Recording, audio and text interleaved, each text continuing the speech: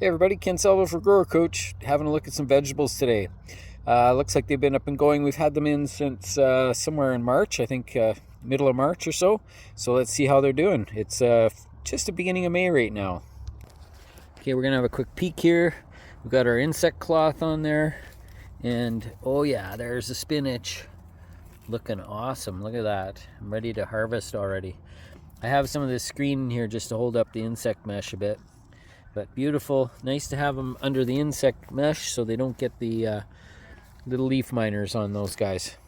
So there you go, beautiful spinach ready to harvest, and it's just the beginning of May. This is when we harvest all of our cold crops right now. They're just coming ready, so it's fabulous. And once we get to middle of May, we switch over to warm crops and plant a massive bunch of tomatoes and eggplant and all kinds of great summer growing vegetables.